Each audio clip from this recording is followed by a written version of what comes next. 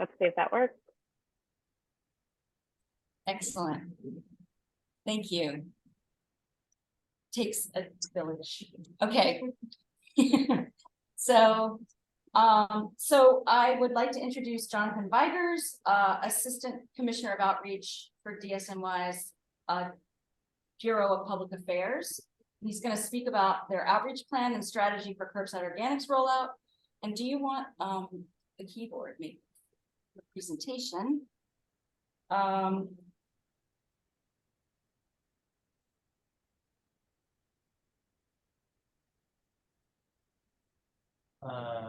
do need to know where to go. I know, maybe down at the bottom. At the bottom. PowerPoint? Yeah, we need to start to share. Oh, sure. Go to share screen at the bottom. Oh, can you allow us, Michael, to share screen sharing?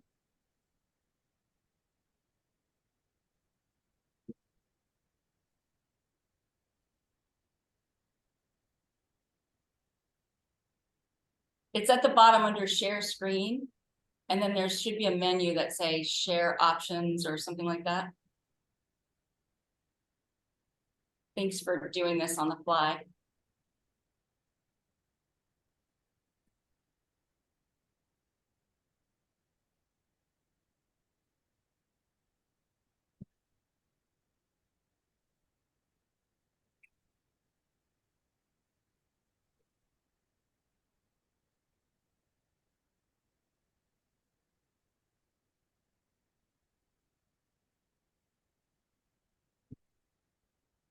Can you share your screen now?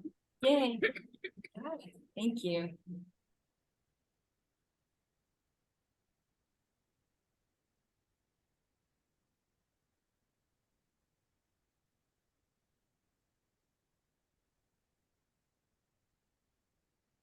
There it is. Okay. Thank you all so much. Do my best to speak loudly for the people in the room and the people online. So this is an adapted version of the presentation that we'll be making throughout the community. I'm focusing specifically on our outreach because I know that that's what's important to everyone here today. So I'll just quickly go through this and then leave time for questions.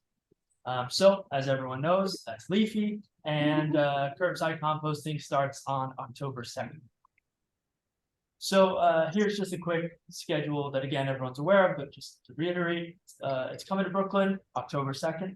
Then we're going to Bronx and Staten Island, March 25th, a day before my birthday. Just want to put that out there. If anyone's looking to get me any gifts, it's more compost, it's participation in the composting program. And then it'll go to Manhattan in 2024 in October.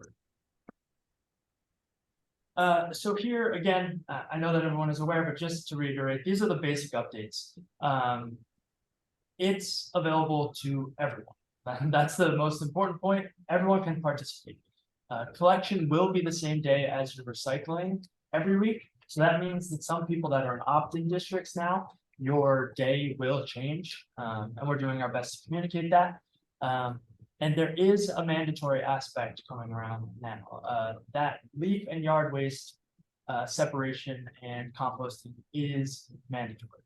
There's no enforcement for food scraps or food soil paper until 2025, and when all the different districts get service, but the leaf and yard waste does go into effect immediately. So here I'll just go through our outreach and education efforts.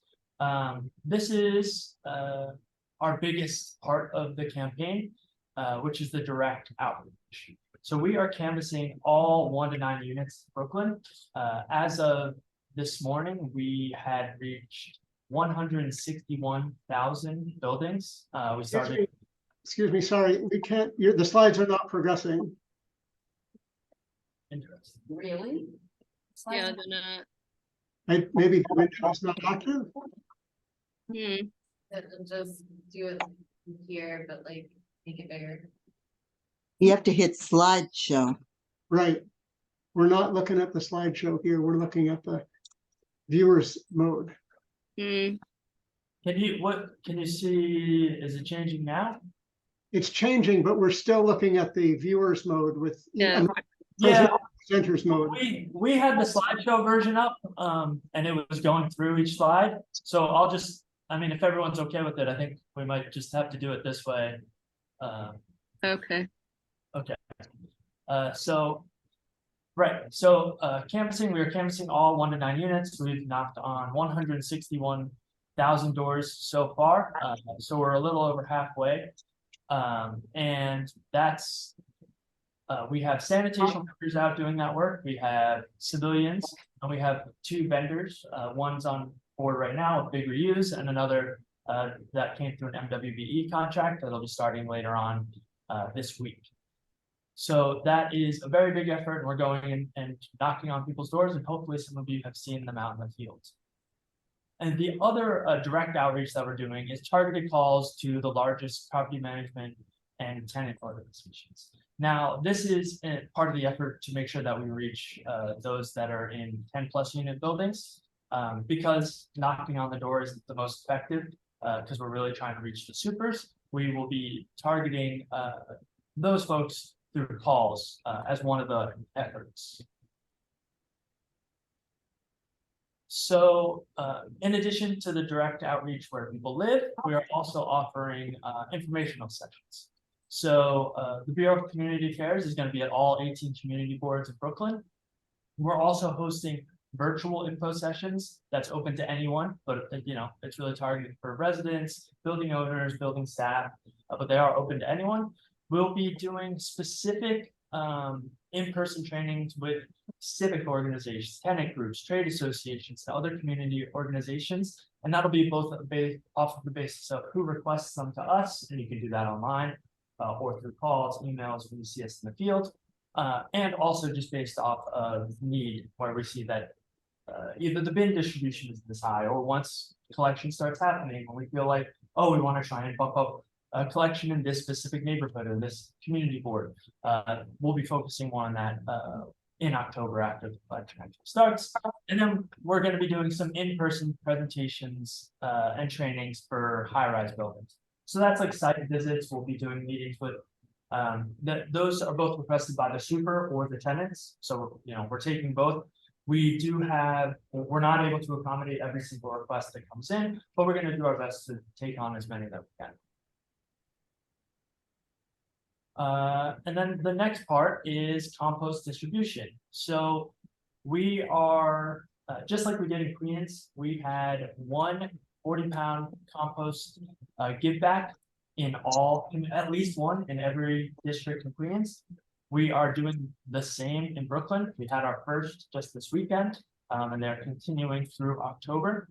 And in addition to that, we're also giving out kitchen containers, leaf and yard waste bags, 1-pound bag of compost, and we'll be doing that throughout the borough.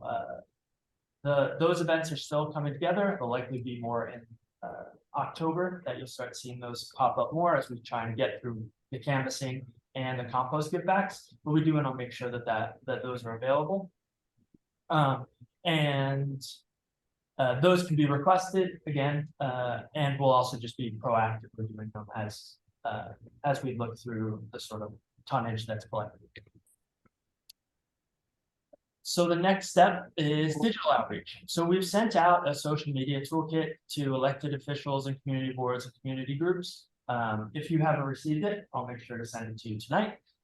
So that's gone out, and that a lot of it contains images of leafy so that people can share it. It's how to order a bin, how to request events, the compost give back events that we have, etc. Where to get signage, decals. It try to give people the most comprehensive in the shortest sort of tools that are possible. And then we are also going to be doing service announcement, e-blasts, and text notifications to all of the people that either signed up to opt in or that get other notifications through us about any kind of service notification. So those will be going out, I think, as soon as next week, but I don't have a firm date for that. But they will be going out before October 2nd. And then there is some paid advertising that we've done as well. So we sent one mailer that went out to all Brooklyn residents We may be doing another one, just depending on the budget, but that would likely come after October 2nd. And then there's also going to be paid advertising on social, in web publications, on radio, out of home, print, etc. And I believe those are set to start as early as next week. So you'll start seeing the bus stops, you'll start seeing targeted social media ads, all of that coming through. And then the one last piece of information that I wanted to make sure that you had, I'm sure you do, but it's where people can get free resources. So if you want to get any building signage, the decals, anything like that, you just go to nyc.gov/sanitation materials. And if you'd like to request one of our staff or big reviews to come either do a virtual or in-person presentation, you can do that at nyc.gov/event request. Yeah, so that's it. That's the basic tenets of what we'll be doing over the next, what we have been doing, what we will continue to be doing. So I'd love to open it up to some questions. Excellent, thank you. I'm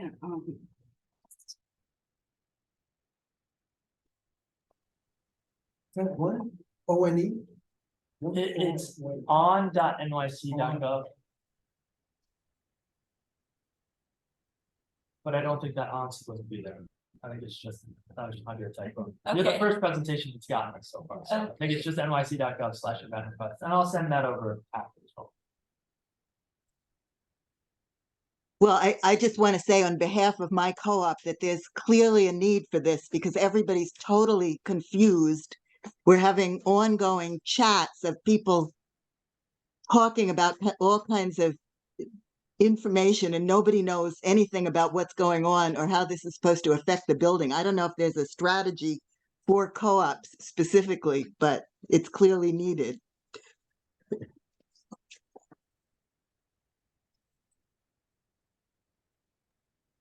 Okay, so thanks for that, Pamela. It is needed, and thanks for being here. So should we, let's see, should we start with the chat or should we start with Marion's question? I mean, that, this, Marion has emailed us a question and is now here. Thank you so much for coming to ask your question in person. We want to keep it short so that we can and we can continue it later if it gets to be a longer conversation. But thanks. So may I speak? Yes, please do. So hi everyone, and hello to Assistant Commissioner. So the brown bin came to my building. I gave it to my landlady, who I pay my rent to. She returned it to my apartment door and had me give it to the board of directors, with whom I have no legal relationship. They do not have to talk to me. So that's something for you to think about in terms of your outreach. But the more important thing is that I want to thank you for scheduling the compost feedbacks around the borough. And I'm a co-founder of Nuclear Community Garden, one of the sites to be for the give back on October 29th. And let me tell you that I did take myself through the sign-up process of requesting a bag. Now it says 2, but it only allows me for 1, to sign up for 1. In order to sign up, I have to be English savvy, tech savvy, I have to have an email, I have to have a cell phone number, and I have to agree that I'm able to lift a bag, which I understand. But most importantly, I have to agree to the terms of service of Eventbrite. And I want to ask you, you might want to check on the legality of these requirements in order to participate in what is public good. Thank you. Well, thank you for that. I understand that there are some barriers to using Eventbrite. The problem is that, we are transporting 40-pound bags, and we want to make sure that we are transporting enough to meet the demand, and also that we don't have to turn people away as much as possible. So I appreciate the feedback, and we will do our best to make sure that we have other opportunities for people to sign up. But I will say that we do our best to accommodate anyone that walks up to one of our events. almost every event in Queens, we had walk-ups because people that are no-shows, so we have extra bags on hand. And while we can't always say that you'll have it at the moment that you sign up, but generally the rule is if you come back towards the end of the event, we'll say, oh, like come back around 3 p.m. and we'll be able to do our best to meet as many of them as we can. So while it is important to have sign up, and I understand that there are barriers, we definitely view all of the compost give back events as outreach tools. So if we can't give someone compost at that specific event, we do our best to try and sign people up for one of the future events while they're there. So we are definitely doing everything we can, and we want to get the compost out to as many people as humanly possible, but we just have to do it in a way that makes sure that it's appropriate for our staff, and we don't want to bring too many bags that we just have to carry back to Fresh Kills. So you're answering me from the point of view of an office planner worker. I'm talking from the point of view of a taxpayer, a resident, and a neighbor. And I'm saying that you're excluding people who are not English savvy, who are not tech savvy, who don't have an email, who don't have a cell phone that they want to share, and that they don't know what it means to sign up for the service, terms of service of Eventbrite. And I'm telling you, you're gonna have a legal problem. There could be a class action suit against DSNY. You better hear that. Look from the point of view of your customers, please. You serve us, we pay taxes. Thank you. Yeah, I totally hear that, but again, I just want to reiterate, we do everything we can to accommodate anyone that walks up. So if someone cannot figure out how to get there, but they see it in person, we have a translation service if we don't have someone that can speak the language on site, and often we have multilingual people on site because we partner with community organizations like yourself. So we really do our best to accommodate people that can't sign up online. So if you're seeing this event in the community, we aren't telling you no. We try and sign you up. We try and give you a bag in person if you come back at the end of the event. And but I hear where you're coming from, and we'll definitely reevaluate the process. Thank you, Mariam. Thanks for coming too. I really appreciate it. Thank you so much, Jonathan. Beth, do you want to? Yeah, go ahead. Sure. I just wanted to ask a follow-up question that I saw in the chat since we're on the topic of the compost give backs, and also just extend my thanks for being here. I know we have a very eager crowd that's excited to ask a lot of questions and also help out with the outreach efforts in any way that we can. So the question from the chat speaks, a little to the point. It's good to hear, that you're working to accommodate as many people who show up for the give backs as possible. We had a question from Gil, noting that the 40-pound bag give backs sell out almost immediately after they're posted. And that, his noting it is that the demand far outstrips supply. So the question is DSNY contracting with more vendors or renegotiating the contract with Denali to get more compost into communities? And could I add to that? Because I work for Big Reuse, and we do deliver some compost to other folks, community gardens, schools, people taking care of street trees. And 2 bags is just not enough for a community garden. And I'm also aware that Department of Sanitation hasn't been able to deliver much compost in the previous years. Yes, Green Thumb does provide some compost to community gardens, and not all community gardens are Green Thumb gardens. And Green Thumb has extremely limited resources as well. So I just wonder what DSNY is doing to address this distribution problem, this bottleneck.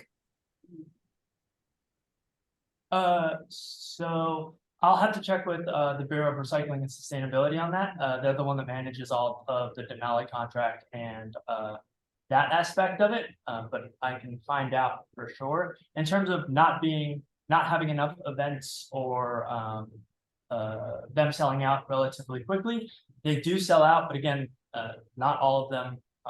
Not everyone shows up to the events. So we are trying to add more as frequently as we can, but this is more than there used to be. I will say that, But we're still in the growing process, and we'll do our best to add more, for sure. I mean, you can see it's a priority for the community. I can only speak to the community aspect rather than the community gardens.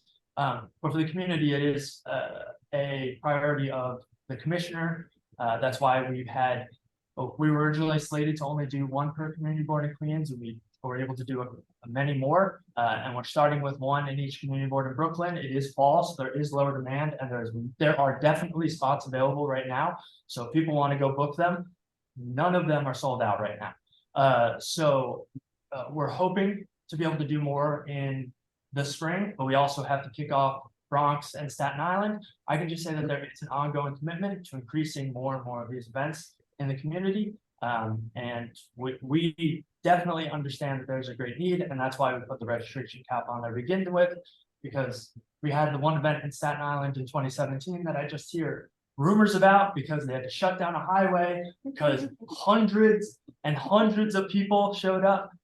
So we're trying to avoid that, and we do want to make sure that people have a good customer experience. But again, yeah, I agree. We want more. We're going to be doing more. And we'll do our best to communicate it in as many languages and in as many different ways as possible. You mentioned that you'd have to talk to the Bureau of Recycling and Sustainability about that.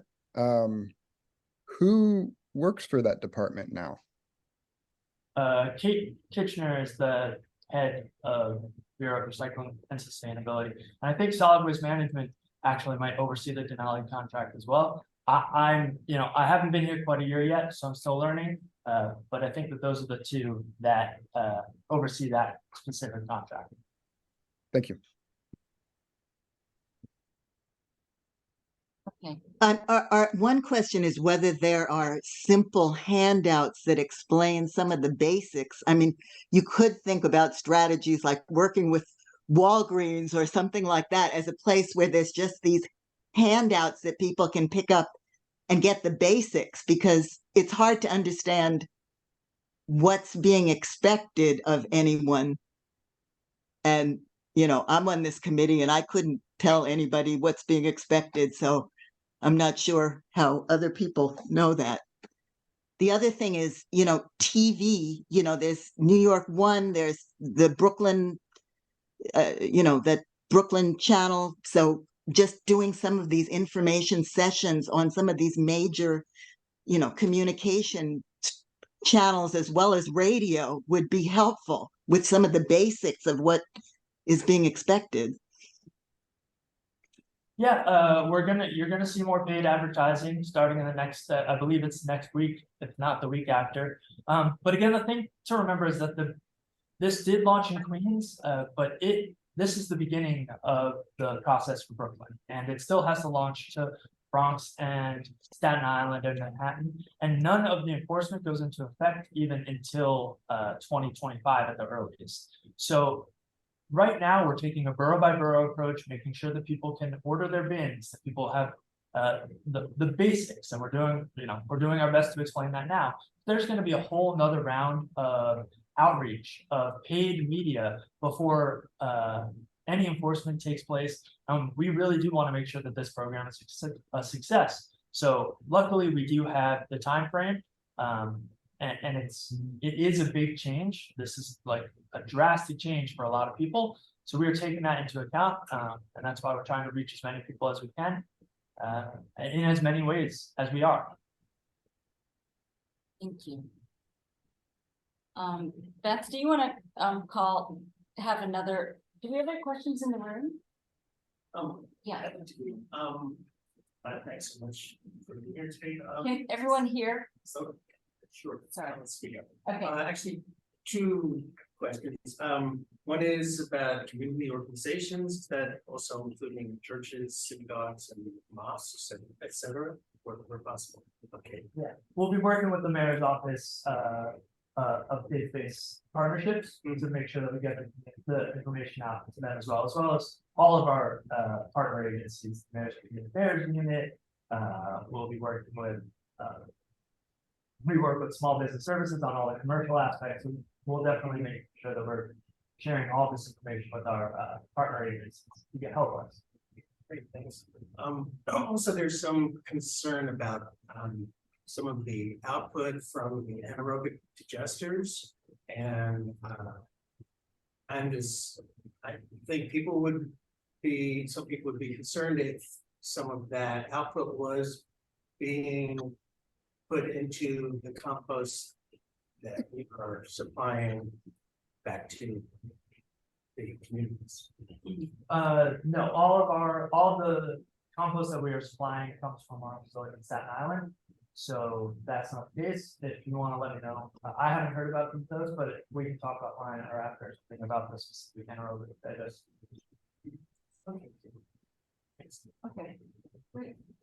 Beth, do you want to Yeah. call on anyone from the chat? Sure. Need some? Sure. I'll try. I'm going to try to summarize some of the questions in the chat and truncate them. But if folks have further questions once those are answered, then you can ask follow-up questions. The first one, I'm just going to kind of go in order of how we've gotten them. The first question was just regarding the 161,000 doors that have been knocked on. If you happen to have the statistics of what the response rate was in that outreach. Yeah, I think I don't have the exact, but it's right around 30%, which is typical, actually, even a little high for a canvassing operation. Usually, if you can get 20% success rate, that's considered good. So I think we were closer to 30, but around that. And is that, can you clarify the success rate? Is that like people who answered and then were receptive to it, or is it just like people who were, spoken to? So we're just tracking people that we have informed of the new service. We're not tracking positive or negative. So we're just taking, so we've informed about 30% of the people of the buildings that we've reached out to. And then for those that we didn't reach, we've left flyers on their doors to make sure that they're aware that we dropped by. Great, thank you. So there's a few questions about the distinction between the leaf and yard waste versus food waste collection. One just being, can you talk about the distinction of the leaf and yard waste diversion being mandatory now and not seasonal but being year round, while the food waste violations won't begin until April 2025.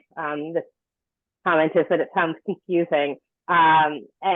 And I guess the question that that we're hearing similar to this is will there be violations for leaf and yard waste now, or will all violations not be happening until April 2025? Yeah, so leaf and yard waste, that was a rule that we had passed earlier this summer, and it went into effect when the rule was passed. I think it was like in July in Queens, and it will be in place as soon as service is available in Brooklyn on October 2nd. So essentially the way that we were thinking was that people generally already separate their leaf and yard waste. They don't typically bring it into the house. It generally goes out to the curb in a separate container anyway. So to help encourage the use of composting, that was something that became mandatory. So we passed that rule. Then shortly after, the city council passed the legislation that would make composting completely universal for all boroughs. So our rule predates the compost law set by the city council. So ours will go into effect as each borough gets service. So October 2nd for Brooklyn, then in March of 2024 for Bronx and Staten Island, and then in October of 2024 for Manhattan. But the comprehensive composting of food scraps and food soil paper, that cannot go into effect until 6 months after all boroughs have service. So because they are still following our timeline, that means that it can't go into any violations or fines or anything like that cannot be issued until spring of 2025 for food, soil paper, and food compost. In terms of if we will be issuing violations, I will just say that it is a law that is in effect, and there is currently no grace period. I don't know how many issues or how many violations will actually be issued. I haven't heard anything from enforcement, but it is a law or a rule change rather, that is technically in effect as of October 2nd. So it'll only in effect in Queens and in Brooklyn at that time. Excellent, thank you. And just to follow up there on leaf and yard waste, the question from Kendall also is what kind of leaf and yard waste bags and how many per person home building? I'm not totally sure I understand the depth of that question, Kendall. I don't know if you want to elaborate. Well, I can say for the type of bag, you can use a clear plastic bag, or you can use a paper bag, just something that we're able to tell what's inside, not black trash bags, because those are generally reserved specifically for trash. But either clear, doesn't have to be a compostable bag, are available to be used for that. And just a reminder for anyone that is working with a larger building that if you have a commercial landscaping business that comes by and picks up anything like that, they are not allowed to leave anything at the curb. They have to take it to a different facility. We at DSNY do not pick up commercial trash. I don't think that typically applies to anyone here, but just so you're aware, if there were questions about that, because that is something that we do generally get questions about. Sorry, the question about bags was, you mentioned DSNY is going to be distributing bags, and so what type of bags is DSNY distributing? Oh, we have paper bags. What size? I don't know the size off the top of my head, but yes. So it's a single size. It's not, is that not multiple sizes? I don't even want to say that because we might have multiple sizes, but I can write that down and come back to you. It all depends on what we have in stock. Okay, I mean, years ago, during various other efforts to get leaf and yard waste, DSNY distributed bags through community board offices, elected officials, and the like. So there's been some prior experience with that approach to be learned from. Thanks. Thanks, Kendall. Rhonda, I just want to check in with you and the assistant commissioner as well about time, because I know we have a lot more questions and I want to make sure that we can get to as many questions as possible. Okay, can you have 5 more minutes? I'll stick around for as long as. Okay. I mean, I'd like to get home. Yeah. Before 9 or something. Well, we have other things. to Yeah. do. What about 5 more minutes, Beth? You said Great. Okay. I'll stick around until you say Okay. move on. Thank you. Fantastic. Fantastic. So I think our next category of question is really on the process of reaching out to larger 10 or more residence buildings. And there's a question from Mark about elaborating on that process. And another question from Mary Ellen related to this is, if apartment buildings or other types of buildings are not doing compost, where can people go for help? Can they report it on 311? Yeah, so elaborating on that type of outreach, again, we're not going to do direct canvassing there, just because we are trying to reach we're trying to reach the smaller building tenants that typically bring out their own trash, but we are going to be doing emails to them, to large property managers and to tenant organizations. We're going to be doing calls to them as well to make sure that they know about the service, and also offer presentations. So one of the things that we did for set out times, for example, and we have a lot of experience recently because we did just go through a pretty major change. So we had to contact all of the largest buildings in the city to make sure that they were aware that set-out times were changing and how that would impact their supers. So we worked with the property management companies, tenant organizations, organizations like RevMe, organizations like 32BJ, who manage all of the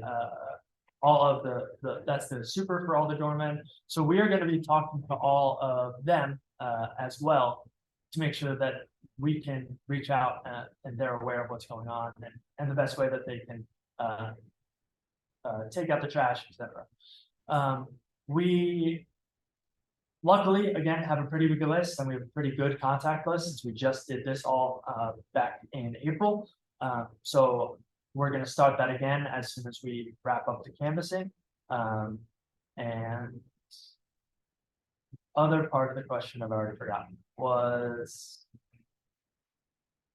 What can people do who live in large buildings if, they notice that their building really isn't participating? Can they, where can they go for help? Can they report it on 311? I'm not sure if you can report it on 311. I know you can report it. If you reach out to customer service at dsny.nyc.gov, that's our Bureau of Community Affairs, or if you submit a request, like an event request through 311, or not through event request nyc.gov/event request. We'll do our best to come and try and contact the building itself. It is tough. We do get these requests, and if people aren't able to provide contact information for their building, there's oftentimes not a lot that we can do as part of the outreach. But I will say again, this is going to be a finable offense in 2025. So if they're not acting by then they will start receiving violations. So we'll do our best to educate as many people as we can over the next year and a half, but eventually it's just going to come down to fines. If they're not participating, then they have to. As a follow-up, will you be providing resources to supers and building managers to distribute to residents? I know that was a concern from my super and my large building is, if you're not directly reaching out to residents, how are residents going to be able to really access this information? And especially speaking to Marion's point earlier about language access. Yeah, well, we sent one mailer to every single resident, regardless of if you're in a small building or a tall building. And we'll be sending more. And that's why we're doing the presentations. That's why we're doing site visits. And we do have through sanitation materials, there's different materials online, and we'll be adding things like a bin poster so that you can say like the bin is located on the 4th floor. But all of that can be made as well. We'll provide it, but it's not like you can't put up a sign. I'm sure in all of the high buildings, the supers have signs up for whatever it is that they need.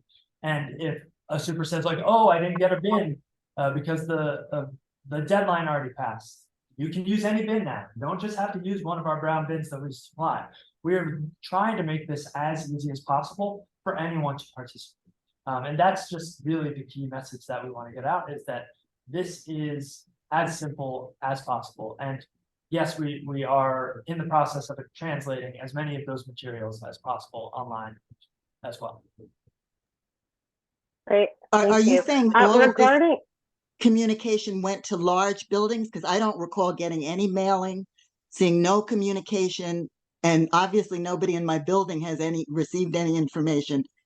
So I don't know are you saying it went to individual owners in Brooklyn or larger buildings? I believe the first mailer went to everyone.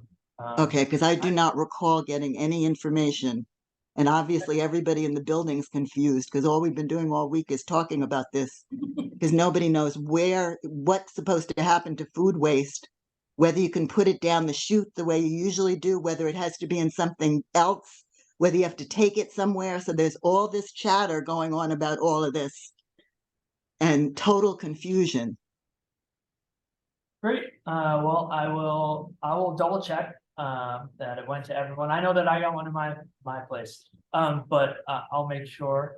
And if you didn't get it this time, we'll add your building to the list for the next one, because there definitely will be more mailers going out. And what is your community board, Dr. Rance? I'm sorry. I'm in Kensington, Okay, Ocean Parkway. Okay. Do you know, are you in CB 12, Pamela? Are you in 14? Do you happen to know? Well, 12. Okay. okay. Thank you. There's a lot more questions. I wanted to ask a follow-up question about bins, actually. You know, in the vein of trying to make it as easy as possible, will DSNY be considering providing more bins, or at minimum providing a list of where building managers and supers can get, solid bins that are on wheels that are going to be really helpful, in this endeavor? Yeah, so the bin deadline, the deadline to order bins is October 13th. So you have it until October 13th to order one from us. Then on top of that, after the deadline closes, we're going to be doing at least one bin distribution event per community board, just to say that we did in case anyone missed it. But in terms of where people can get bins, my team actually called through I think it was like 300 different hardware stores throughout the city for set out times. And then we did it again before this, just to make sure that there wasn't like a mad rush, because there are rules for food related businesses that need containers, in addition to composting, in addition to set out times. So they are definitely available throughout the city. They're also available online. We're not saying which specific bin you should buy or shouldn't buy, but the rules are generally that they have to be 55 gallons or less, and they need a secure lid. And for compost, they got to be labeled. That you no longer need to specifically use a decal. Again, we want to make it as easy as possible. So if you just write compost on it, we'll be able to figure it out. But any 55 gallon bin or less with a secure lid that's labeled is good to go. And you can find that at plenty of different places. I just thought, can I jump Sorry, in? so yeah, go ahead, Sherry. Or I don't know if you're going to I ask the just same thought question I am. Question related to the bin size. Is there a minimum size bin? So that was good. There is not a minimum sized bin, but I would make sure that it's labeled, and encourage you, if you're putting out like a very small one, to maybe try and fit it in your freezer, save it up for a couple weeks. But there's no minimum, no. I do think it says And just to go ahead. the kitchen container ones say like, do not put this up curbside. So I would say at least bigger than 1 gallon. Yeah, we're really encouraging people to, use their common sense on this. Try not to put out a 1 gallon, try and save it if you can. But if you're the only person in your building doing this, I encourage you to talk to your neighbors, see if you can pile it all up and get a larger bin. Because if you only have 1 gallon per week, I'm not sure that is the most effective, putting it out each week. Maybe you could try out a smart bin. But yeah. So just as a basic question, if you're putting food down the chute in a large building in a plastic bag, is that going to continue, or it has to be you have to be doing something else? That you're gonna have to talk to your building. I don't know. Some buildings are putting like one per floor. Some are putting like one location on the 5th floor or in the basement. Some may have other completely different ideas. So I'm not able to tell, but I don't think that it will be. If I had to guess, I doubt it would be that the super is going to separate it. But I think it's going to be a building by building circumstance. Because all the DSNY is, you're concerned about what it's like on the curb. Correct. But how it gets there has to do with your own building management or whoever takes care of your garbage. Yeah, we just regulate how it is on the curb. Do you want to? Can I Sandra, jump I in see with- your question. Yeah. Can I just jump in for the last question? Yeah. Yeah, go ahead, Vandra. Yes, so are you able to share with us where the food scraps are going to be processed? Some of it's in Staten Island. Other than that, I don't know off the top of my head. Some of it's Are you- anaerobic digestion, but I don't have a full list of where it's all gonna go. So will that at some point be shared with people? Because, you know, there is some concern about going to the using the anaerobic digesters, that the food scraps are going to be going into are not going to be composted, but that something else is going to be happening with them. And are you going to keep track of that and circulate that information to the public? Thank you. I don't know it will be how much we're gonna be circulating to the public. I don't know how much of that goes out now. I think a lot of it goes out like the mayor's management report. But I will do my best to find out what the plan is and where it's gonna go. But I know that the majority of it, the idea is that it goes to Staten Island and that we are able to give back to the community through to give backs there at the facility or through these community give backs that we're doing. I will say that, I think our members and guests have shown a lot of restraint because that's a big concern. That's been a big topic for us. We know that this is your purview is about organics outreach, so we kept it on topic pretty well, but it's good for you to know that's a concern. Yeah, thank you. Yeah. Mary Ellen, did you want to ask your follow-up question? Sure, I'm gonna make it really quick. In a RFP put out by DSNY, I think you were looking at composting, large industrial scale composting, and I believe within that document described that leaf and yard waste was suitable for composting while food was suitable for anaerobic digestion or anaerobic co-digestion. I was wondering if that is a stated policy of DSNY or the Adams administration. That I don't know. It's outside of my realm of purview, but I'll go back and try and find out for you.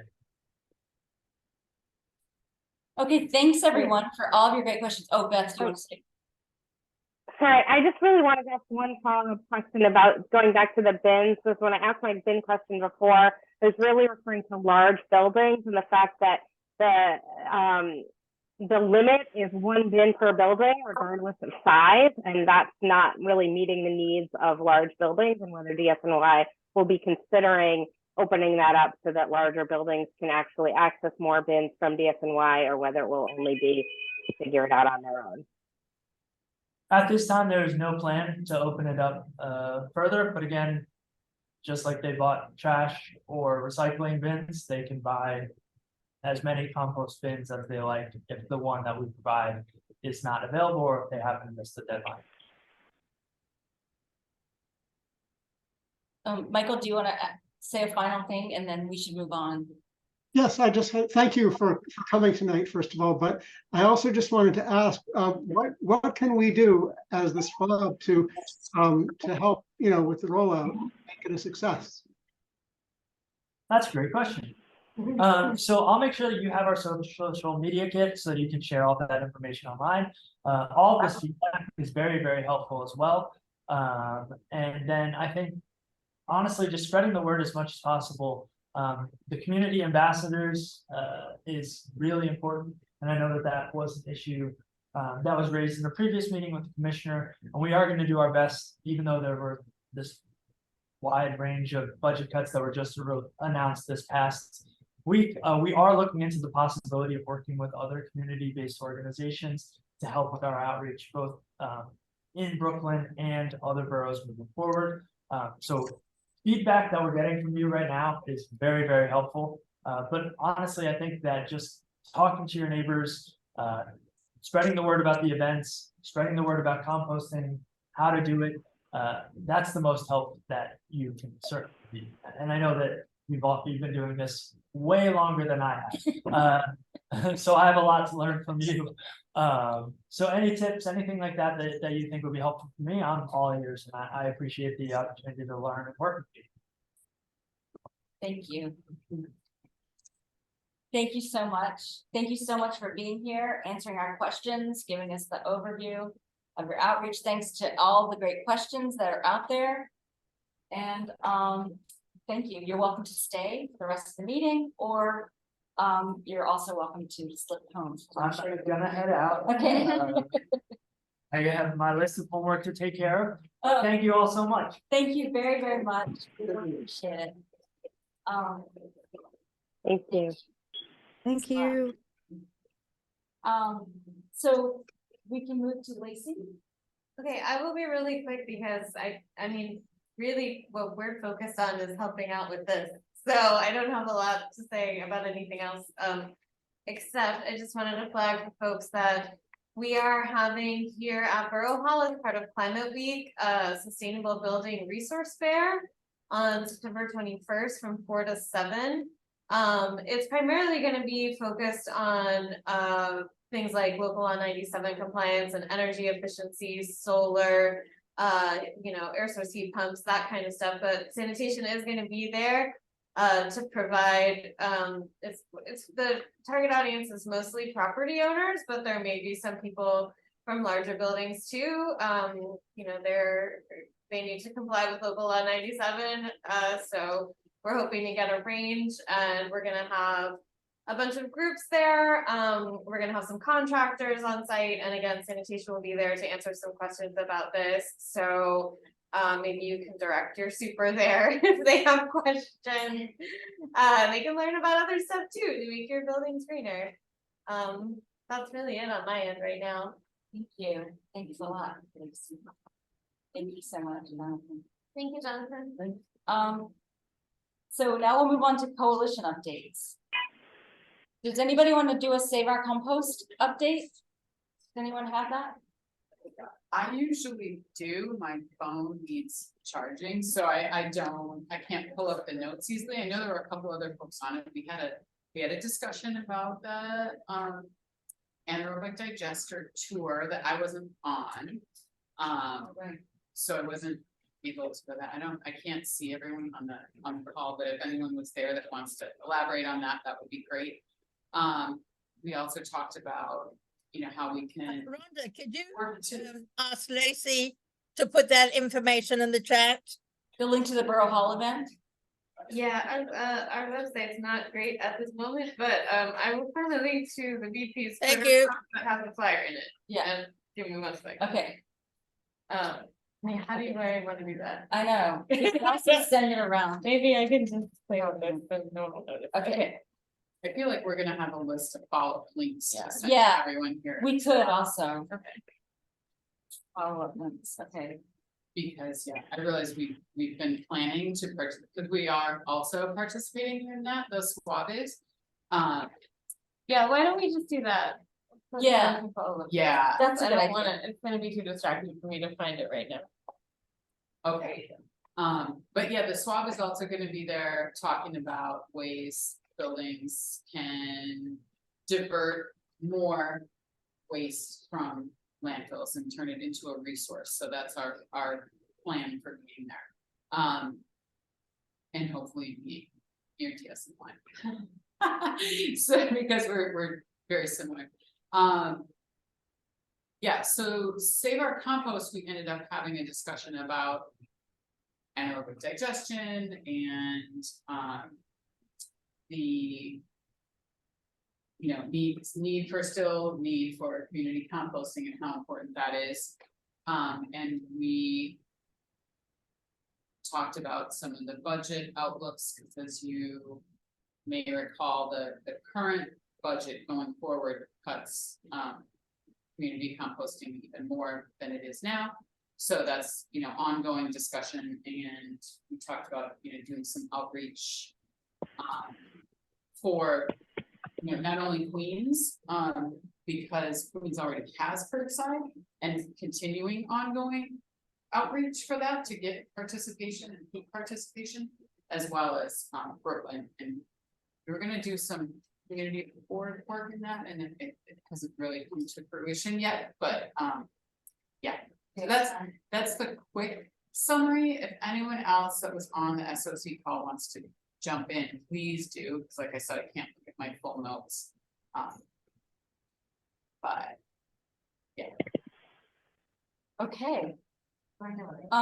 So how about reasonable, and the only reasonable NYC, does anybody else go to those meetings from the Brooklyn SWAB? I think it's supposed to be me, but I didn't go. The skip the stuff mailers are here. If I don't know how to get them to you guys, but I'll leave them with you, Lacey, if you want. Yeah, okay. They came to my house because I didn't know if anybody would need it, and obviously Sherry did. And there's a link to the press release in the agenda. Oh my God. So let's go with the committee reports. Executive committee, can we approve the July meeting minutes? I'm sure everyone has enjoyed those, reading them before this meeting. Does anybody move to approve the July minutes? First, we have quorum. I can't. Oh yeah, do we have a quorum? Oh yeah, Michael, can you see if we have a full quorum of SWAB members? I know it's hard to. I cannot tell, sorry. I can tell we do. We do. Okay. Mhm. Okay, so we have a I quorum. can see, even though I just said I couldn't, from our screen and Yeah. in the room, Yeah, we have a quorum. okay, great. So does anybody move to approve the minutes from July that Beth did a beautiful job? I mean, Debbie did a beautiful job taking. Elizabeth moves to approve. Does anybody second? Blasio and Mary second. All in favor of approving the minutes from July? Anybody, any nays? Any abstentions? Okay, so we've approved the meeting minutes from July. So, thank you. We met quarterly, the SWAB chairs met quarterly with Commissioner Tisch on last Wednesday.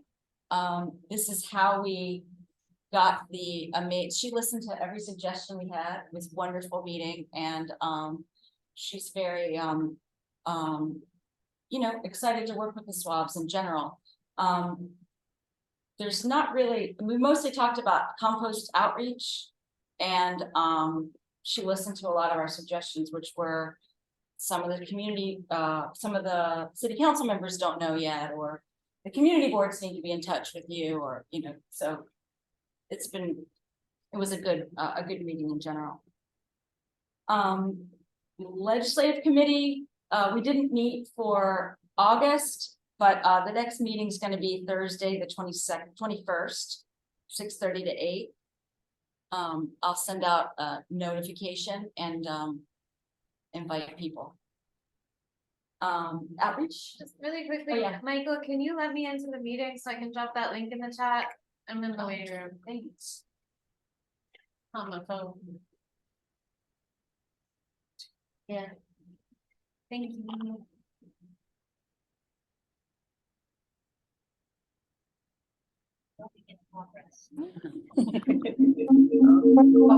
Oh no. Sorry.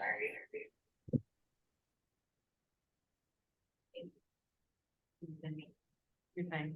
Is it okay? Yes. All right, cool. All right, so yes, outreach committee. We have been very busy in the last few months. We've been working on a couple of things. One of them, you'll see some of the details which were not all 100% finalized. But we're working towards an outreach event in October. Strategically, purposely planned for before the bin form, you know, goes off. I will say this is not like, we're not 100% yet, so these details they could change, so I will say that. These are our target details. Yeah, so the date is pretty much set, just by availability reasons. And yeah, so that's one thing.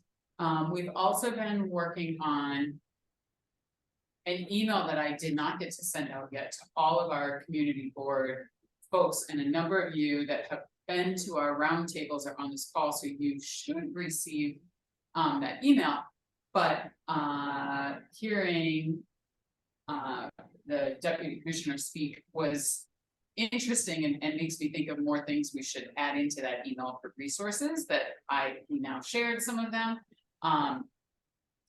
So that will go out from us at least in the next few days. We have a committee meeting tomorrow night at 6:30 via Zoom. If you want to join, please let me know. If you don't already have a meeting notice, if you have the meeting notice, you will get the link, before tomorrow. One of the other things that we've been working on, and Lee has done a great job of doing this. Well, Lee's been working on upping our social media presence, just to call out events that are happening around Curbside, but also just community events. So we could put that link in the follow-up email as well. There's a spreadsheet that we're just asking for information. Whenever if you have some information you'd like us to share, like Talk Trash City was put on there, so we've been amplifying that, so that would be great.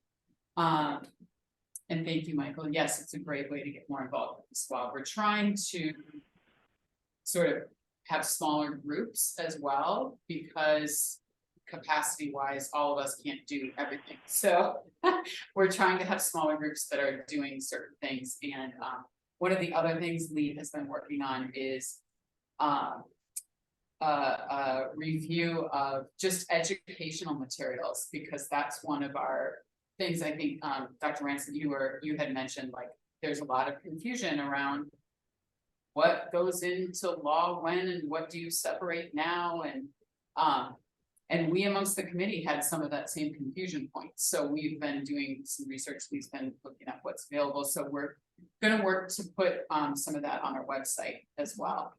We're just not quite there yet. So yeah.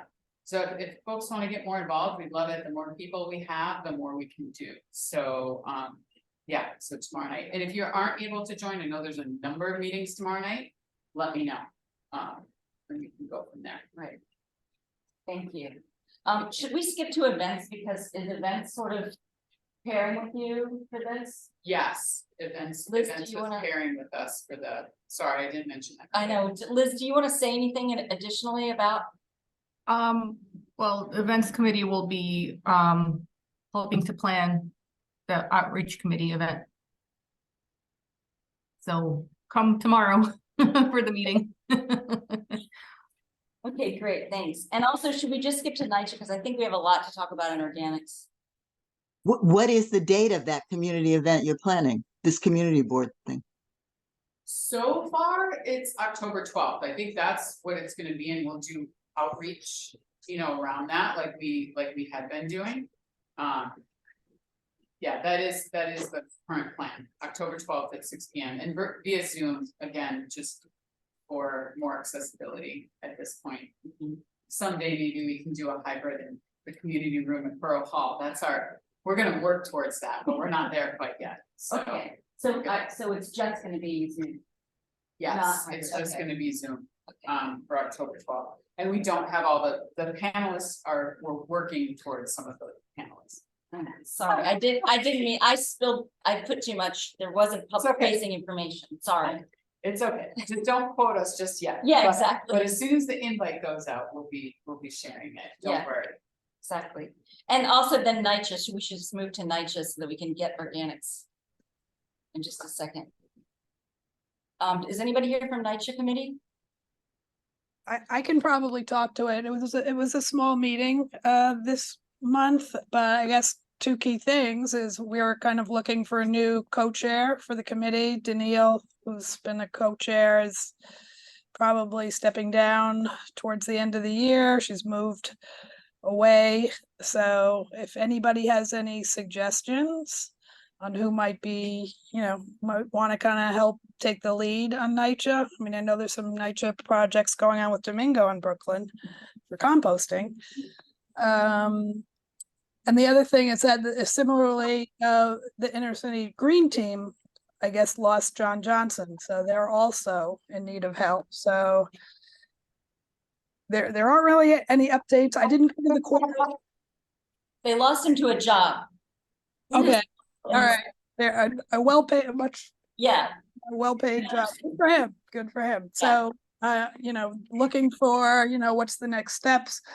I know there was a quarterly meeting. I don't remember what came out of it, so I won't be able to talk to that. But I just wanted to say, we're open to suggestions on, who might want to get more involved in that committee that has an interest in NYCHA. okay, thank you. All right, so now let's move on to the Organics Committee. Who's gonna do that update? Do you, Allison, want to do that? Vondra? I can just start off briefly, we just had our Organics Committee agenda, and then I think mostly we should talk about the carnival, we talked about kind of the same thing, your meeting with the commissioner this week. The only couple of things I wanted to add is that, we had talked about doing something more with pumpkins, because pumpkins are pumpkins are just wasted. I mean, there's pumpkin smashes that, capture very few, but the commissioner seemed open to that. I mean, Rhonda, you were in the room, you might be able to talk better to it, but it looks like she's charged some of her deputies with looking at what more they can do to capture pumpkins. They're very heavy. They're an easy way for non-composters to start composting, because you're not really storing food scraps anywhere. They're not icky. It's a pumpkin, so they don't even, they stay fresh for months. So I was happy to hear she kind of took on to receptive to that, and she was also receptive to the idea of doing more kind of source separation of recycling at the marathon. I don't know if any of you go to the marathons, but where I am in Midtown Manhattan, like the DSNY trucks are a presence. They're more a presence as a barrier, but the trucks and the guys are sitting there just like being barriers, I guess, to roads that are closed. But the amount of garbage, I mean, I have pictures of overflowing garbage bins and things like that. And, I should probably reach out to the Sanitation Foundation, but it just seems, because they're doing all these cleanups. And I guess DSNY, yes, comes and cleans up after the marathon, but if people could be a little bit more responsible with how they, overflow the litter baskets, because it must be happening preemptively. Anyway, that's all I wanted to add. I'll hand it over to Gil or Greg or Vondra to talk about the carnival, because we need help with that too. Sure. This is Gil with the Queen SWAB and Big Reuse, and I'm putting together this compost carnival. I put together a couple of them in the past. They've been at Queensbridge in the past, the Queensbridge Park.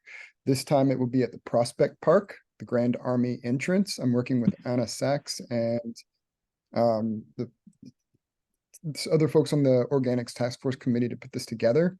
The theme will be to celebrate the first week of Brooklyn's Brown Bin program. It's on October 1st, which is the day before anybody in Brooklyn will get the service. And it is from 2 to 5 p.m.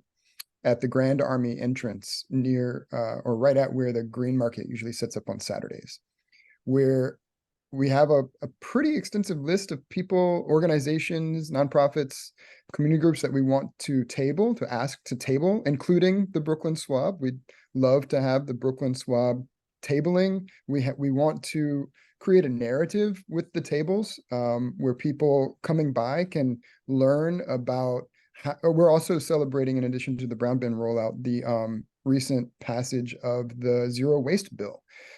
So we're asking politicians who are involved with bottom lining those laws to come talk about that, how they are involved, and we're asking all the nonprofits and community groups to talk about how those laws, as well as the brown bin program, will affect their services and their mission, so that we can have a more robust conversation about composting in New York City. A lot of people are very confused. When I speak to people on the street, people will immediately ask me, oh, what about my friend's coffee shop? People don't know about the difference between residential and commercial composting. People don't understand the difference between small scale community composting and larger scale industrial composting.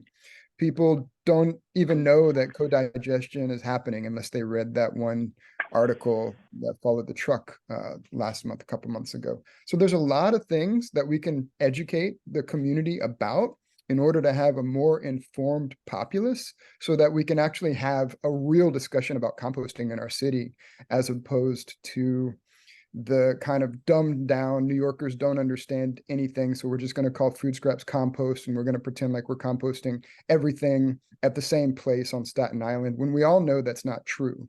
So we're gonna daylight a lot of these issues, and we're inviting a lot of people to go dig deep into them and to talk deeply. And we're also going to have some performances. We've confirmed Hilla the Earth, who does eco hip hop, and we've confirmed the Living Earth band that does kind of covers of popular songs and puts ecological lyrics over them. I've invited Rude Mechanical Orchestra and Reverend Billy and the Church of Stop Shopping, as well as 350.org's Ecotones Brass Band. If anybody else has ideas, we're not going to be there for too long. It's only from 2 to 3, so we can't book it too much. But I would like to get at least one more performer, a group in. I'd love to find people who like juggling or any sort of carnival-esque performative stuff, stilt walkers, stuff like that, to just be amongst us and raise the vibe of the whole crowd, because I really do want this to be fun.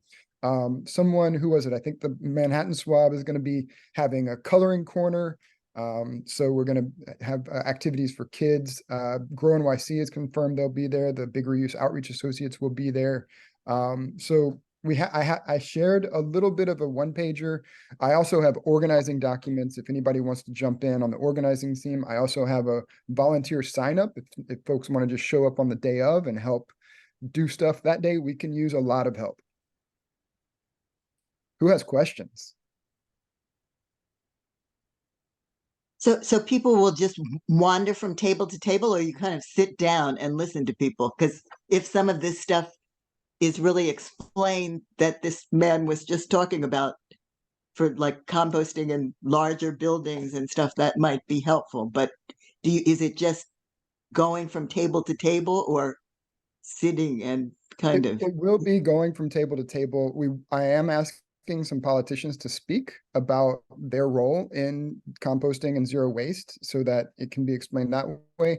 I'm hoping to get a professional videographer to go table to table and kind of have like the user experience and put together what I hope to be a deep dive into this issue from all the experts that are going to be there tabling. So, Is sanitation going to be their department? The Big Reuse Outreach Associates, contracted by the Department of Sanitation to inform the public about the brown bin program, will be tabling at the event. I have requested for Scrappy and Leaf, the costumed characters, the brown bin and the leaf bag, to come. This isn't the first time I've requested them. They've never shown up anytime I request them. So if anybody has any pull over there, throw it into the ring. Hi, Gil. I'm Debbie. I've done a bunch of tabling with Brooklyn SWAB, so I just wanted to know, are you going to have people who speak multiple languages? Because that could be very helpful. I would love to. I'm doing this on a bootstrap budget. One of my friends, Wenting Chen, will be there. She wants to perform a little song that she does in Chinese. It's all about recycling and composting. She has said that she will help do some recycling. Translating, but she's just one person, and this is primarily a volunteer effort. So I don't really have a huge budget to hire interpreters. But if anybody has people who do interpretation that would love to come and help do that at this event, please. This is going to be as good and amazing as we make it. Exactly. I just want to echo what Gil is saying, that, this is a word of mouth. This is come as you can, bring a friend or two, set up whatever you have, a little, if you want to set up a table, great, do it. And just really make this a bit of a carnival, and also to just put some strength behind the whole composting movement. It was so great to hear you, Mary, speak. There are thousands of us who want composting, and in fact, who do not want fracking. And we have to, but we are very disparate. And, you know, we've just sort of hidden behind the compost projects, and we all, you know, like to go dump our food scraps at the drop-off points. But that we have to do more than that now. And I'm hoping that we're going to put together a petition, start getting names and people to sign up for composting, not for fracking. And there are all sorts of others. Another idea to put a postcard to the mayor to tell the mayor that we need composting, we don't need co-digesters, and we need to start beating the drum on this issue. And the more people that can come, the better, please. And bring your tambourine. Thank you. Thank you, Vondra. Will be a bit of word of mouth. Oh, yeah, yes. Yes, will tables be available, or do we have to provide our own? If you could provide your own tables, that would be extremely helpful. I have a very limited, I have like maybe 4 tables at my disposal. So I can't offer everyone tables, but I can offer a few. Thank you. I will be there with a van. I'm going to be, I can bring a tent. I have 1 tent that I can bring. Yeah. And just to piggyback on what Vondra was saying, it is going to be word of mouth. Please do tell your people, but we are going to have like a flyer it's being made right now. We'll have it out hopefully by the middle or end of the week, and I will distribute it to everyone and hope that you can all redistribute it through your newsletters or social media or whatever it is, whether it's your official or personal. And just so I'm speaking with my big reuse hat on. This event will be encouraging the use of the brown bin. The brown bin is very important. It's going to give access, equal, fair, equitable access to every New Yorker. And until we have that, we can't really talk about environmental justice in our waste organic system. After we have that, and then I'm going to put on my hat as a composting advocate, an activist. I believe that we need to step up in the food recovery hierarchy and move from co-digestion to processing industrially to processing at a community scale. And eventually having less food waste to begin with.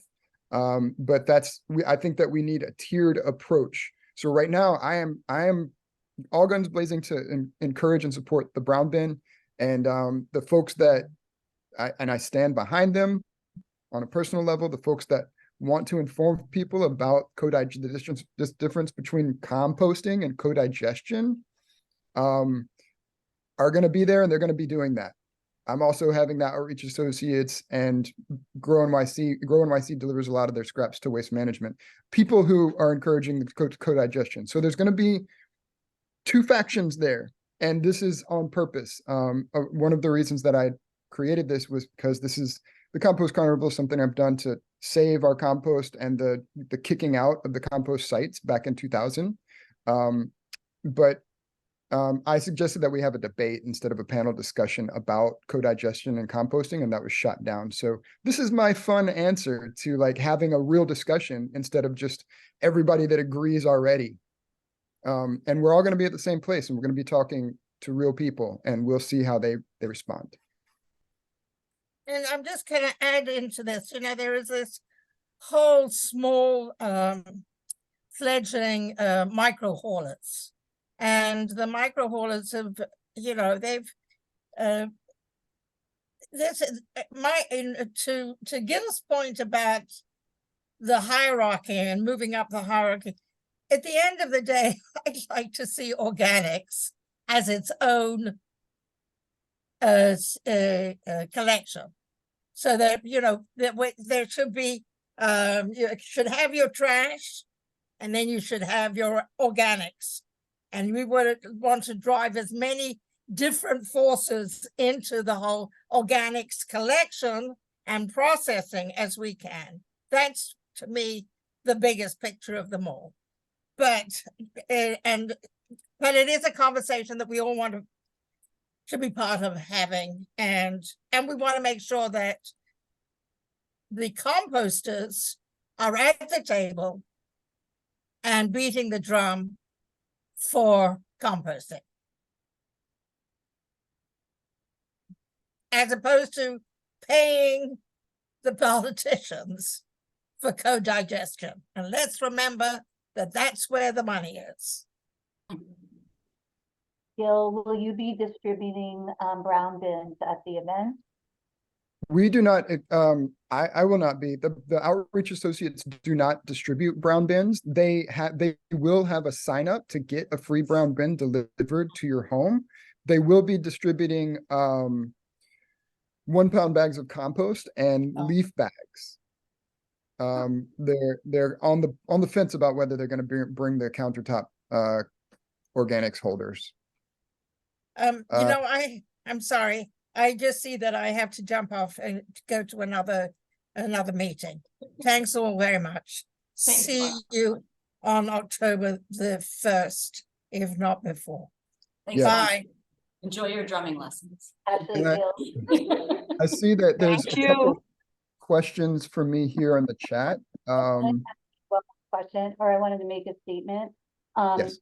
Hoping that this event will be focused on actually teaching people how to collect food scraps, and that means more of the, oh, you can use this in your kitchen, you know, whether it's the bin, you know, that some people use on their counter, or any old bin you put in your fridge or your freezer.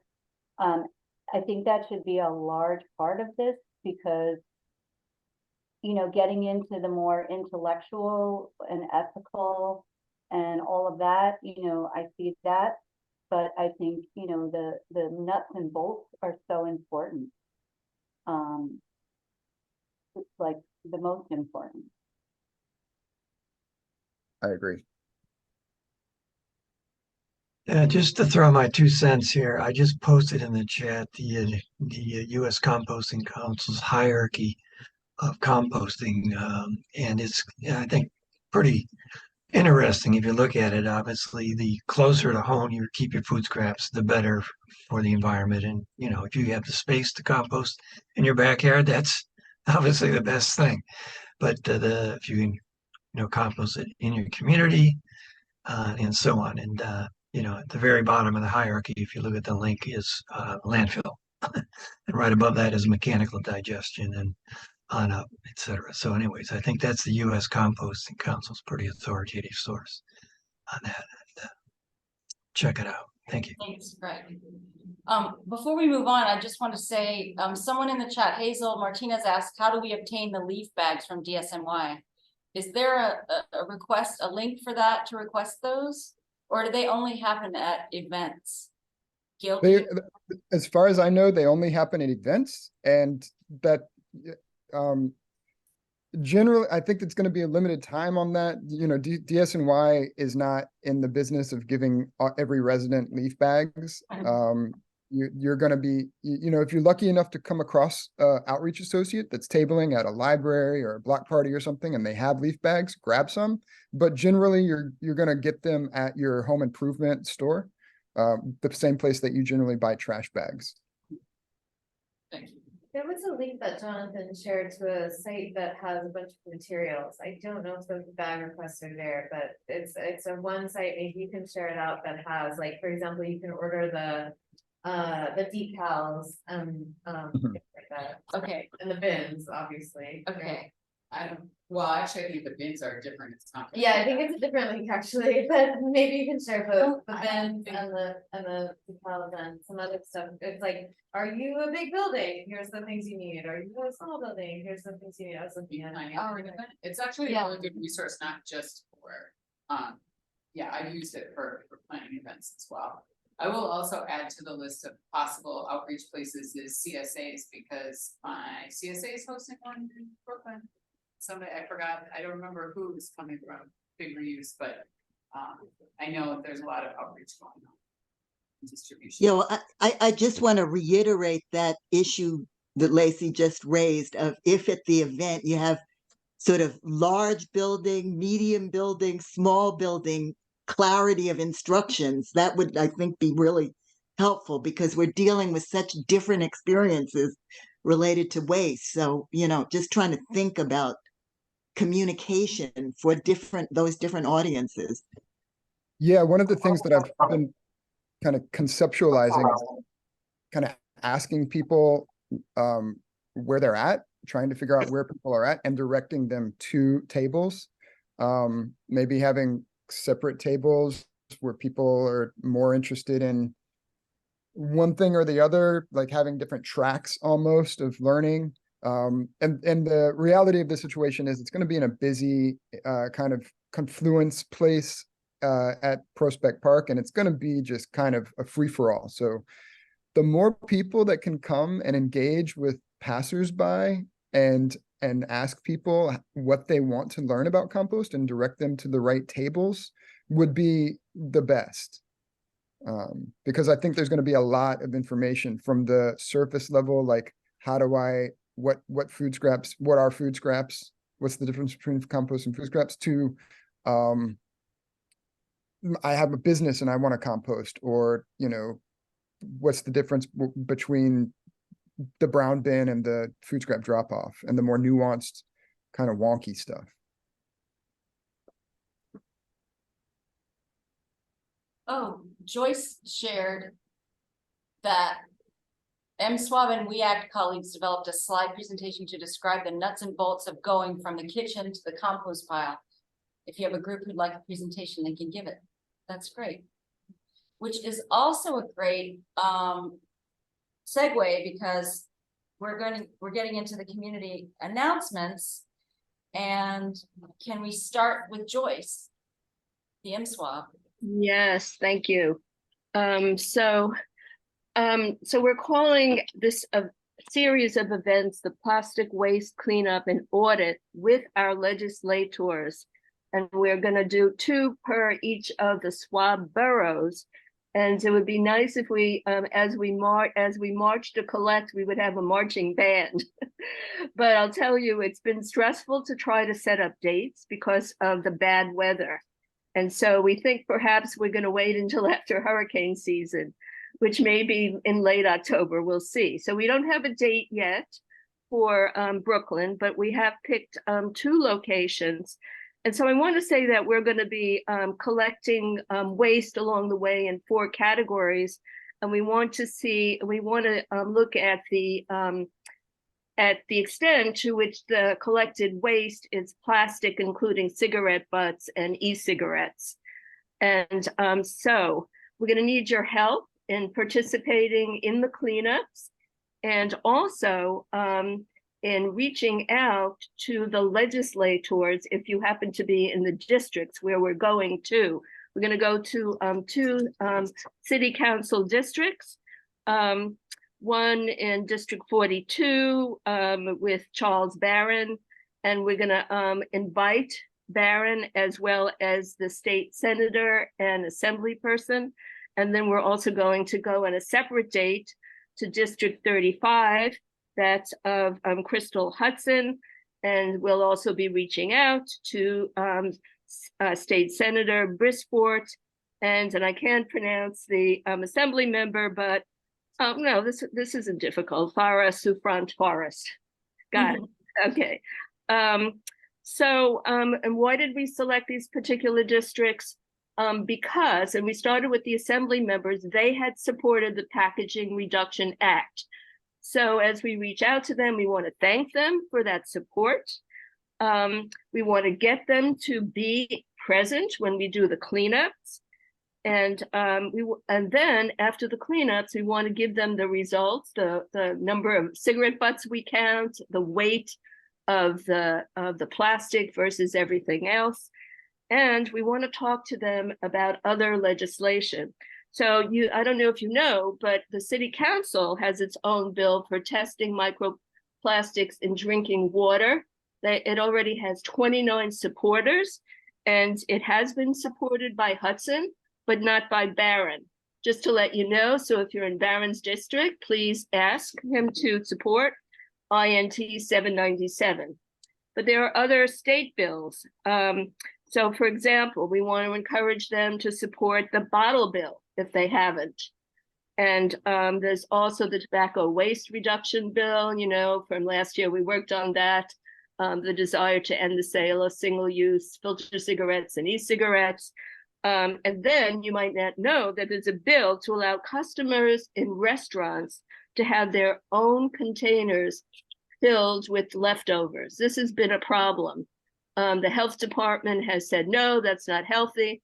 But I understand that if the bill is passed, it would override the health concerns, the State Department health concerns. So I love that bill. But we're also looking for new bills. For example, we need a state skip the stuff bill, and a group working with me, including Dr. Jenny, you might know of her, is working to develop a bill to require filters in washing machines to capture the millions of synthetic fibers that enter our wastewaters. So it's sort of a cleanup thing. We want to educate the public about all the plastic that's out there, but we certainly want to involve the legislators and get them to be interested in supporting ongoing legislation and new legislation. Okay, that's it. Thanks. Thank you, Joyce. And thanks to you guys in the Manhattan SWAB for what you're doing. So if anybody wants to get involved, should they just contact you? Yes. And we'll definitely, and I want to say that we also hope to do tap water testing in those districts. We have someone who's going to do it. So that information would also be given. So contacting me, yes, although we don't have a date for those cleanups yet. But we might need help with the tap water testing. So I'll let you know, Rhonda, precisely the help we need as we know when we need it. Okay. And thank you so much for giving me this time. Thank you. Thank you. So next, I'll just say that the Clean Bushwick Initiative is hosting a Climate Week finale celebration on the 24th. And does anybody if you want to table for the Brooklyn SWAB, you could just email me or email the Brooklyn SWAB email, and I will put you in touch with them, and then we'll have a table there. Rhonda, is that Uli's event, and is Uli here? I'm sorry. Oh, good. Uli, I'm here. Uli just posted in the chat. Great. Oh, I don't know if you want to talk more about it. Sorry, I had my full name on Zoom, so it probably was confusing. But yeah, so we're going to have a end of Climate Week event where we'll have first the cleanup, followed by some short talks by climate focused groups, and then as well as tabling, and then some entertainment as well. And we're hoping the BK SWAB could come out and not only table, but maybe take about 5 minutes to explain the role of the BK SWAB and how important it is for keeping the city accountable on solid waste issues. So I'm happy to table for part of the time, but it would be great to get someone else to come as well. So let me know. You can reach out to me. My email's in the chat. But yeah, it'd be great. okay, thanks. Thanks a lot, Uli. Oh, the Flatbush Food Co-op also asked if we wanted to table there on October 8th. 10 a.m. to 2 p.m. If you want to, you can just email me. Yeah, so just to be clear, email Uli if you want to table at the Clean Bushwick Initiative event on September 24th, and you can email the Brooklyn SWAB if you if you want to table at Sustainable Sunday on October 8th. Okay, so Talk Trash City. And then it's got upcoming meetings for the next. We are so early. I can't believe we went over. And now we're early. Does anybody want to bring up a new conversation? This is sort of the way we wanted to have the end of the meeting anyway. To a more of a free conversation. Does anybody have anything to add to anything you were saying earlier? Pick up. I have a question. Okay. I have a question, maybe for Gil and Greg. I wasn't sure if we were interested in asking the SWABs to co-sponsor the compost carnival, and it'd be a good time to, I think, discuss that if we were. Yes, we would. The All SWABs Organics Committee is one of the co-sponsors, but we would love to have all of the SWABs, including the Brooklyn SWAB, be a sponsor for this, especially since we're having it in Prospect Park, which is Brooklyn. So I was going to actually talk offline about that. That's a great question, Uli. So can you send to the Brooklyn SWAB your just whatever organizing documents you have? And so that then we can maybe put it out for a vote online, since we weren't thinking of a vote tonight. And I don't know if we still have a quorum. What's the best email address for that? Can you send it to, what is it? swab.brooklyn. Thank you. swab.brooklyn@gmail.com. Sure. Thanks.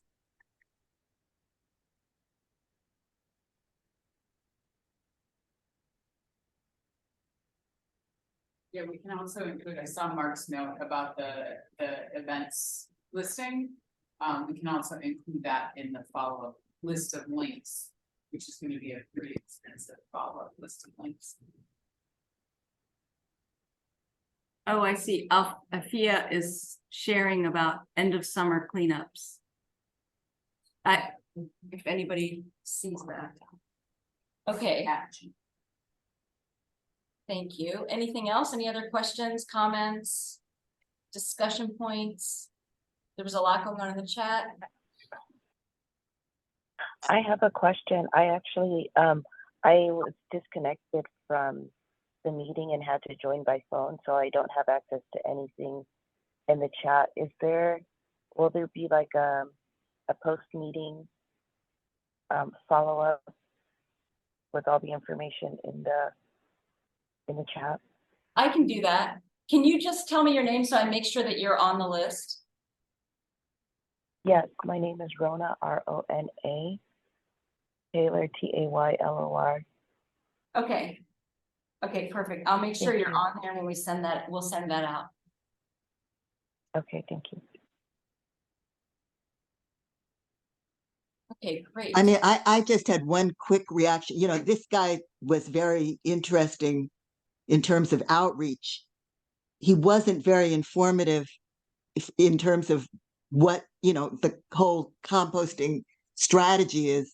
I don't know if anybody else, you know, I haven't come to all your meetings and I'm not as absorbed in waste issues on a regular basis, but you might consider having at one of these meetings them do the talk that they're actually doing in these educational sessions that they're holding, you know.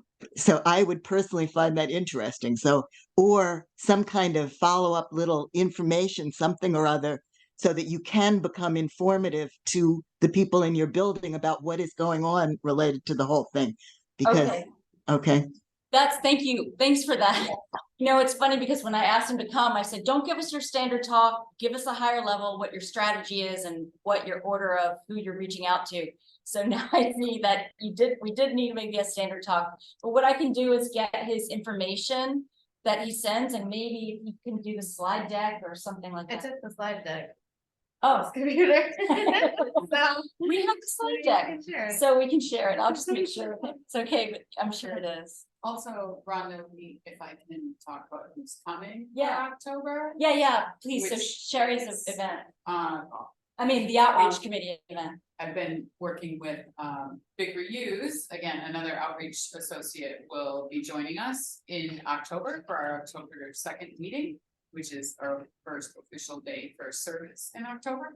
And they're gonna be talking about what they do, but I can revisit that request as well. I had originally requested that they do a resident talk, not knowing exactly what level of engagement they were gonna have at that stage, because this was months ago I asked her.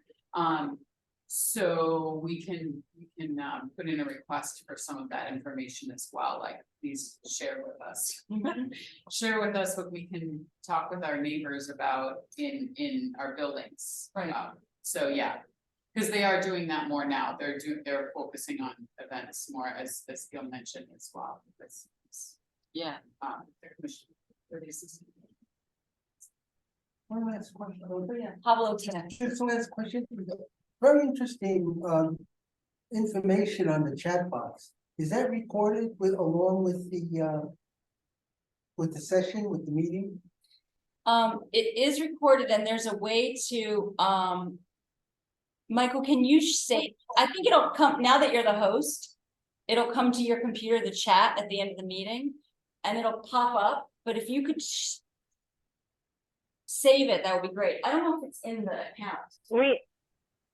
We usually save the chat. Like I have the recording from this session, so I'll have the chat and we'll save it. I don't know about how we previously distributed it. Liz looks like maybe just gonna jump in on that. Well, anybody could save the chat by hitting the 3 dots at the bottom of the chat. So you can have that as a reference to search, through, all the conversation. And I think the question is more for folks in the room at Borough Hall. Yeah, and if I can get my hands on the chat, I'll just format it in a friendly way, and then we can send that out along with any other links that didn't go into the chat. I did take some, hi Rhonda. Hi. I did take some screenshot I can send you by email. Okay. The screenshot that I took, and then you can organize it. I wanted to add one more thing. It's good to see you all. And about the education, about composting, I think that it's not a missing piece, but if we start by the schools, I always go back to the schools and the students and the primary schools, elementary schools. I don't know if we are doing any outreach for the composting carnival, but I can if I have a flyer, I can distribute it to as many schools as I can around where I am in Fort Greene and Bed-Stuy. Because these places are far away from Prospect Park, and I feel like it's Prospect Park, the inhabitants of the communities of Prospect Park and surroundings that are going to benefit the most. And they already know a lot about composting, so we need to reach out to further places like Midwood and places like that. So I don't know if I make sense. Do you hear me well? Yes, we hear you well, and exactly, you're right. We actually, this occurred to me because this happened in our August outreach meeting, is when we had the DOE sustainability contact that was there talking a little bit about what they had planned. Maybe we can do a follow-up with him. Right, so Miriam, we talked to Thad from DOE sustainability, if you remember, and he's the technical director. They talked about the outreach that they're doing. They're not really doing community outreach, but schools as hubs for information, and especially with big change like this can be helpful. One of the follow-ups was, I think he was about to have a meeting with Pro NYC to see about student outreach. Remember? So we need to follow up with him. I think. There's been so much happening, and I realized we didn't have a meeting in between them to share that with you. So we've been Please invite me, please, if you are having like a follow-up meeting. I would like. I think I missed the August one with sustainability. Yeah. So, Well, no, it was the outreach meeting, and so it was. okay. And we didn't, I think it was another like sort of our last minute. Yeah, like, yeah. Can you do this? Oh, yes. Yeah, because we okay. were like, oh, we got that. Yeah. All right, well, I'll thank you. also add to this, since you asked, we will have a public facing flyer for the compost carnival later on this week. I will try to distribute it as widely as possible, and I hope that people reiterate and just get it to everybody's hands.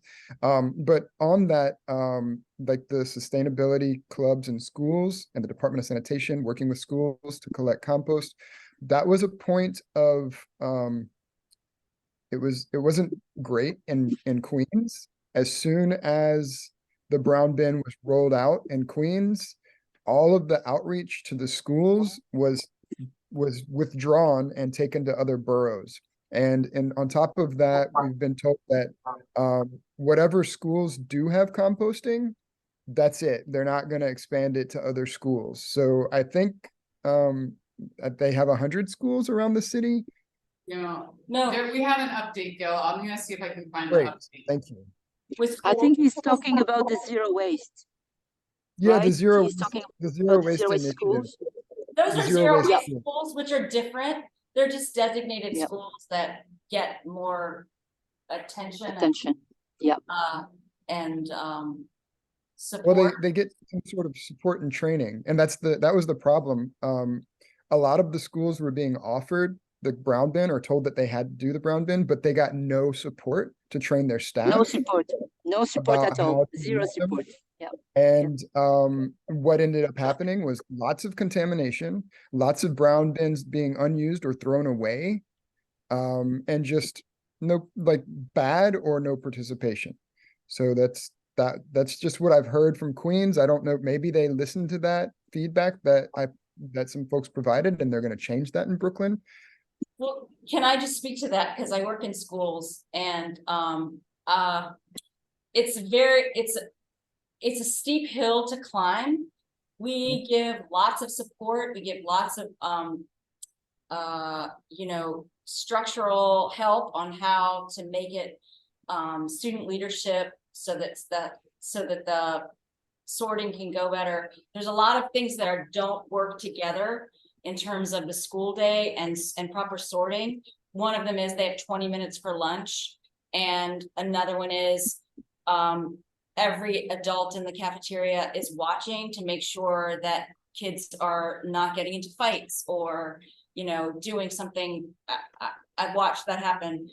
The other thing is these are the obstacles that we're constantly thinking about. How do we meet this? And then another one is there's a lot of plastic in a school lunch, and there's a lot of opportunity for contamination. So one of the things we did with cafeteria culture, not to talk about that, but we started plastic-free lunch day. So once a month or once every 3 weeks, there's a day where school food service is supposed to be served. The lunches are supposed to be served without any plastic at all. No single-use plastic packaging. So it's great for composting, for keeping the waste stream clean. A lot of times we say you can tell a lot about an organization by seeing what they spend their money on.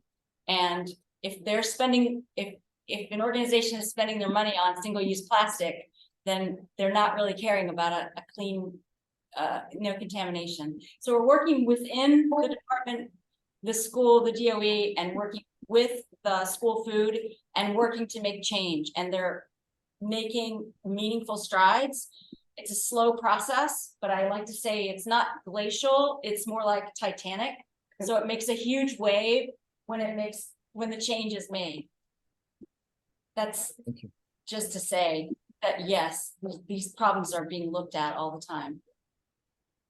And if I may add one thing, I think that one way of solving this problem in the schools would be to have a dedicated sustainability coordinator.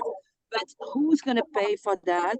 Knowing that the DOE budget is just being reduced. Like right now, the mayor already announced 15% cutoff this coming year. So, and there is I would say a ghost sustainability coordinator per school, but it's not really a person per se. It's a teacher or it's a guidance counselor who already have so much to do in the school, and they are not going to be watching in that fatidic and that fatal 20 minutes of lunch. So we do have in Fort Greene brown beans, but they are totally misused. It's just like everything is thrown there. It's just like completely contaminated waste in the brown beans. Right. And it's difficult. It's just so exactly what you said, Rhonda. And when our mayor was borough president, he was putting forth, I don't know how he did this, but was suggesting that sustainability coordinators all be paid for what they're doing.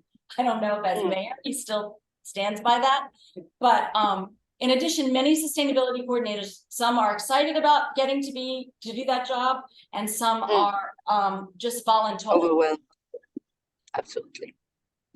So yeah, so the conclusion is there is still so much to do, but what you established, Rhonda, and cafeteria culture is now dripping, comment dire, is now leaking to other schools. So once a month, we do have in District 13, for example, we do have a lunch, comment dire, a plastic-free lunch once a month. So, and it's the director of the director of school food of District 13 who is really proud to announce that to everyone when we have the meeting at the level of the district with the superintendent, etc. So these are things that are starting to become part of the conversations, and the plastic-free lunches, etc. But I mean, you just have to keep on drumming and drumming and drumming. We need to keep on. Yes. You know, it has to. And you know, one thing that I noticed, I graduated from my elementary school where I used to have my hands in the trash, and I learned from you guys cafeteria culture. And then the little kiddos now followed me in my middle school, and I see that they are looking at the middle school. Ooh, these people are not doing what we used to do in our elementary school. So the message is getting into the heads of the kids. It is encouraging, but we need to have that message outreach everywhere. We need schools everywhere in Bed-Stuy, Queens, Bronx, So anyway, yes, there's a lot to do.